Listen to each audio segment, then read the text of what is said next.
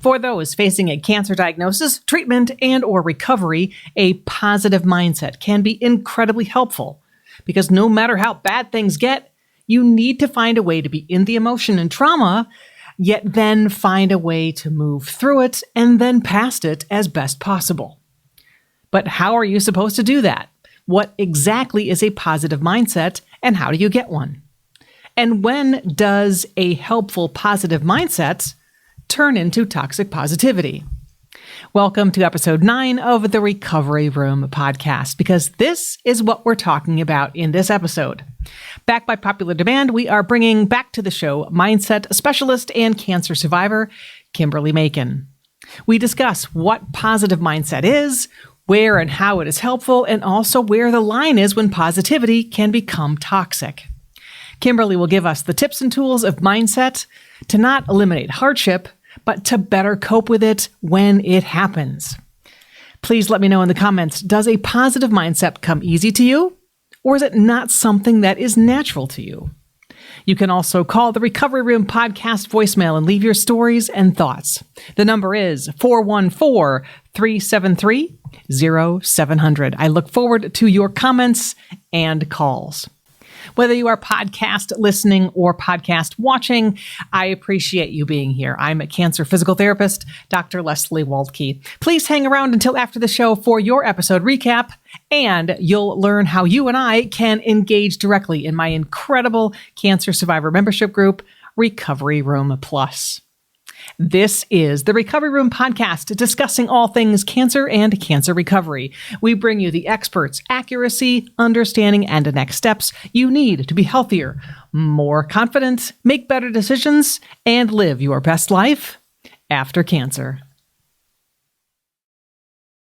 Kimberly Macon, welcome to the Recovery Room podcast. So glad to have you.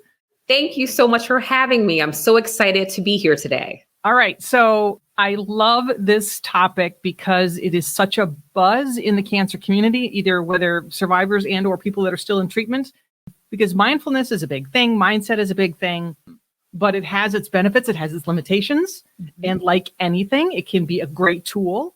And like anything, it can be an abused tool.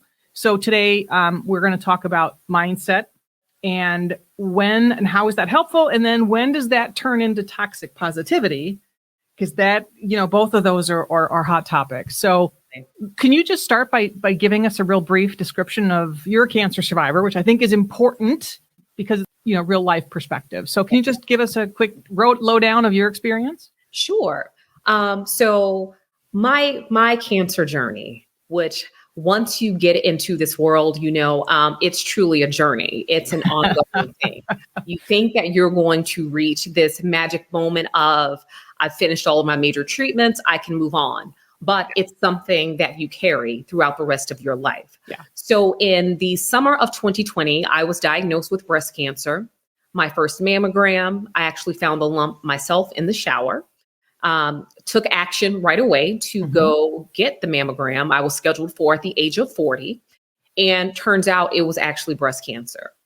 So diagnosed summer of 2020, went through chemo through the end of the year, had the double mastectomy the following year or within 2021. Then also had to have adjunctive therapy that lasted for the remainder of that year going into 2022.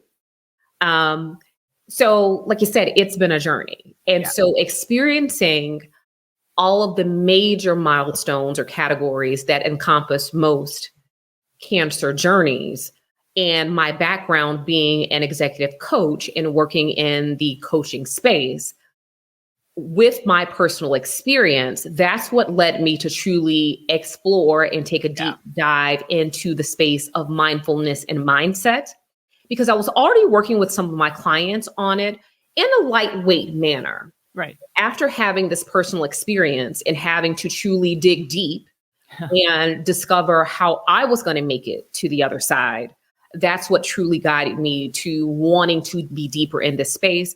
And quite frankly, wanting to help others, cancer survivors, or just individuals in general, learn the benefits of how mindfulness truly can guide you through whatever obstacle that you may experience in your life. So let's start then with just defining mindset and mindfulness for people who are like, I don't know. I mean, I know what I heard the word, but what the heck is it? Yes. So just a basic definition of mindset. It's truly a culmination of your experiences and thoughts that have shaped how you show up in the world today when you are faced with day-to-day challenges and obstacles, or just life in general. Your mindset is how you react, how you engage. Are you a person that when something bad happens, you start going down a list of, oh my God, this is what's going to happen next. It's going to be negative, going down the negative path? Or are you the person to say, okay, this event has occurred. What is it here to teach me? How can this help me grow? That's what mindset is all about, how you approach problems and situations. Okay. Very good. So how can you share a personal experience of how this helped you through your cancer journey or experience? Absolutely. So, when you get the news that you have cancer, your world is rocked. I went through the initial emotions of thinking, I'll be honest, am I going to die? Right. That's the first thought that pops up. Right. So just not to but I think it's important when we talk about mindset is it's not thinking about the negative stuff, right? Yes. And I think it's really important to get across because it's like, absolutely. Right. Not thinking that stuff doesn't mean that you're not positive. Exactly. Because the emotions are going to happen. Yes. It's how you deal with the emotions and move through the emotions. And I would actually say those who try to suppress the emotions are doing more harm than good. Yeah, you're going to get in trouble. They're going to get you either way. They're going to get you either way. Yeah. And so when the emotions arise, when you have a positive mindset, you actually sit with the emotion in the moment. Right. Knowing that I have to move through it so that I can move past it. Yeah. So it's not like if something, you just had cancer surgery and it really hurts. Yes. Positive mindset is not, okay, this really hurts, but I'm going to have a positive attitude and ignore it. And I'm just going to push through it. That's not mindset. That is mindset is this freaking hurts. Mm-hmm. How am I going to cope with this? Is that accurate? That is accurate. Okay. It's addressing the real emotion, the realness of the situation at hand. Yeah. But then thinking really important. Yeah. Really important. Really important. But then taking the next step and not sitting in that. Right. And so that's where it becomes, you get into that negative space of just being there, not moving through it. Right. So once you have that moment of grieving the situation, okay, how am I going to proceed? Mm-hmm. Knowing that there is a light at the end of the tunnel and having that positive perspective. Right. Okay. So then your personal experience then is you were able to take those tools and then kind of say, okay, this is horrible. I don't like this.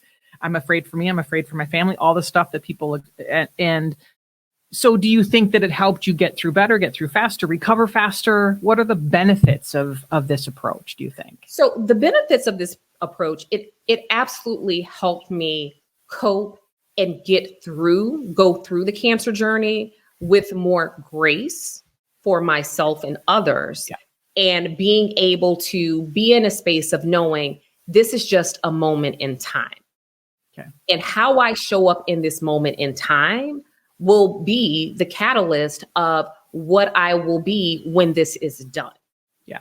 And I think, that's just brilliant because rightfully so. Because I never had cancer, but I have been critically ill myself. And you do get into a zone where this is my life. This never feels like it's going to end. Yes. And for some people, treatment can take a year or more. That's a long time out of your life. So it is hard to think of this being a temporary situation. And to your point, the majority of cancer journeys last at least a year. Yeah. I really just ended my cancer journey at the end of 2023. So it has been 3 years. 3 years of chemo, surgery, post-cancer treatments. Then also, chemo can do a lot to the body, which causes other things. Yeah, it's not over when it's over. Not over when it's over. More infusions. I had to have the hysterectomy to, combat recurrence. There was an avalanche of things that kept coming towards me. But what kept me in a position to be able to stay in a positive space. Once again, I did have down moments, but come out of it was, one thing is you have to recognize the milestones along the way. Right. Right. So from a mindset perspective, okay, you lays out your plan at the very beginning. You're going to have this, this, this, this, and this. And you're like, okay, let's go. I'm ready. As you are reaching those milestones, it's important to recognize that and celebrate those moments. Yeah. Because when you have any type of long journey in life, you have to celebrate the wins along the way, because that helps to re-energize you. It helps, like, once again, from a mindset, it's a mind thing. And this is like scientifically proven. We like rewards. Yes. Humans respond extremely well to gratification. So you're able to have a reset along the way when you do celebrate those milestones once you reach them, because it will be such a long journey. Yeah. And from a mindset perspective, it is finding things that inspire you. During this time, it's where you're able to find, if it's reading a book, if it is taking time to meditate, if it's taking time to even breathing, like there's just certain things that you can do to just recenter yourself. Yeah. So that as you're going through this tough journey, because it's not easy, what can I do to remain as positive as possible? Right. And I think that's good, because your mindset can get exhausted. Yes. When there's so many onslaughts and so many appointments and so much in front of you, and everything just makes you sick, and there's so many side effects, and there's medications to fix the side effects that have side effects, it can just get exhausting. So those are good tips for just kind of keeping your mindset healthy, because and again, I'm hoping you would say that it's okay to kick and scream and yell, and that's healthy for your positive mindset, is to say, this is not fair. Absolutely. Absolutely. You must, like I said, you must experience the emotions when they arise. Yeah. Because if you don't, suppressed emotions actually are stored in the body. Yeah. And can impact your healing. Yeah. They will come out. Yeah. So that release is necessary as you're going through. And what I think is important as well, what helped me through my journey from a mindset perspective, is identify one person in your life that can be kind of your partner in this mindset space. Yeah. And what that looks like is a person that's a good listener, right? That you can pick up the phone and call when you need to vent. Yeah. When you need to express distress, if you're in that space. Or when you just want someone to pick up the phone and you just want to cry. They don't have to say anything. Yep. Just knowing that they are there for you. I think that's critical, to be able to at least have one person that can be lock and step with you on this journey. And this person doesn't have to be your spouse or someone in your household. Right. This could be a friend or just someone that you know who is a positive person and doesn't live in like that negative space. Yeah, for sure. So what misconceptions do you often encounter around mindfulness? I mean, mindfulness can't change MRI results. It can't impact recurrence risk. So let's now talk about how it can be abused into toxic positivity. Toxic positivity refers to the overemphasis of maintaining a positive outlook while dismissing or invalidating genuine emotions, right? Yes.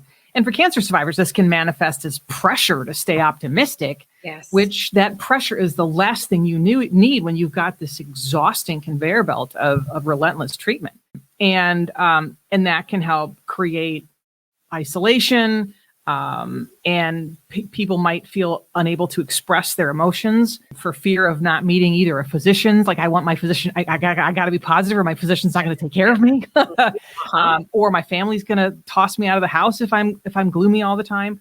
So, and that obviously can hinder authentic coping and recovery. So when does positive mindset go too far and start to become toxic, either from internally or from the external? Because people are like, oh, just be positive, you'll be fine. It's like, screw you. That's not how it works. Yes. Yes.